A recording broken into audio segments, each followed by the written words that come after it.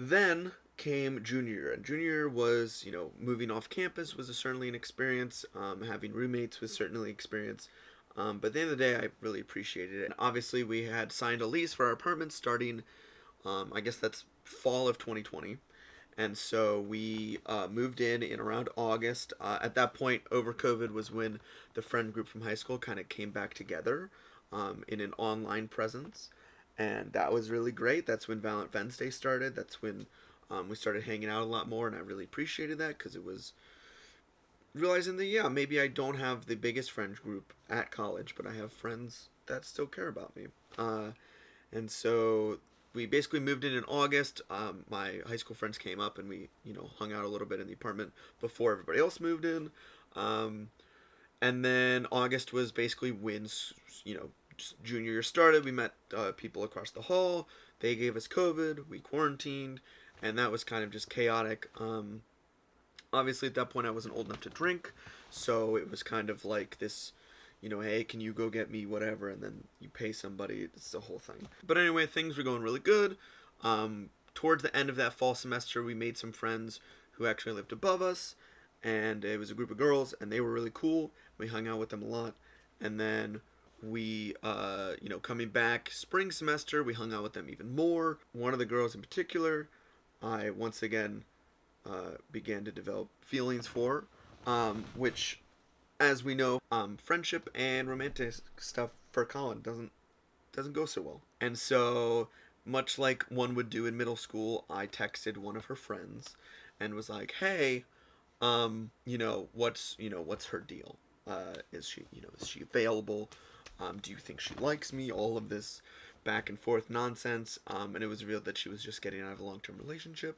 And so I was like, cool, I'll wait. But yes, that was really rough. I was still using dating apps off and on. I really have never liked the idea of dating apps. I truly believe that having that kind of that like story, that like how you met, oh, obviously it's not going to be like a movie where you bump into each other in the hall and drop all of your books.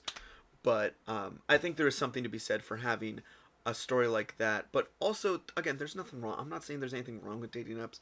I know plenty of people who have met their life partners on dating apps. It's fine. I'm not crapping all over them. I'm just saying that for me personally, it was something that I had to get my head wrapped around. Not that it devalues love in any way, but for me, it feels like it does, and I don't want to push that opinion on anybody. I don't want that to affect a relationship, etc., etc. So I was fluctuating wildly. I'd be on them for like a week, and then I'd get off them, and then I'd go back like a month later and get back on them, and then get off of them again. I couldn't make up my mind. Along with the fact that I don't consider myself to be kind of like classically handsome, so I was always it was bad for my self image, which I think is true of a lot of people on dating apps. I got a text from actually the friend that I'd reached out to about the girl that I was interested in, basically accusing me of um, being overly protective of my roommate Nick, being overly protective of him and his relationship. People wanted to get involved in it and were constantly asking him questions and doing the whole telephone game where one side of the relationship would tell them something and then they'd tell somebody and then that person would tell the other side of the relationship. It was a mess and I was not okay with it because I think too many people involved in a relationship can ruin the relationship and I wanted it to go where it was going to go. I was accused of basically yelling obscenities, is what it boils down to. They, at one point, I believe the exact words that I said were, chill the fuck out. First of all, not spoken in anger, but more exasperation. Not accused, but stated to me that everybody was made uncomfortable by me asking them to butt out of my friend's relationship. And so that kind of hurt. I vaguely remember when I got that text, I was actually helping my dad fix the deck in Stanton, and that kind of sucked. And basically, at that point, it was not made clear to me that I was kind of no longer welcome, which kind of was a bummer. And this was, I think, end of April, or sorry, maybe it was the beginning of April. And basically, I got ousted, ousted, ousted from the friend group for the remainder of junior year, and that, for lack of a better phrase, fucking sucked.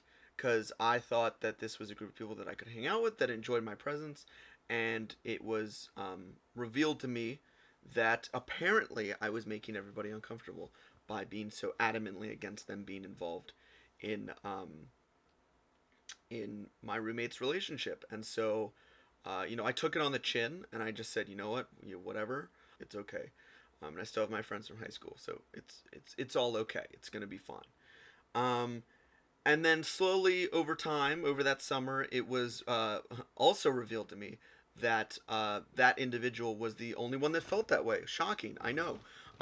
That it was actually them speaking on behalf of everybody when they did not, in fact, feel that way. And so that was very revealing. And um, from that point forward, I had this understanding that this one individual that we would hang out with quite often was not nice, was not friendly, and was quite manipulative for actually the perfect phrase. I know I normally say for lack of a better phrase, manipulative is the like precise word to describe this person. It's my opinion from my experiences. If you guys experienced it, you would have your own opinion. Um, but at the end of the day, it doesn't matter because that person has been removed from my life. But we'll get to that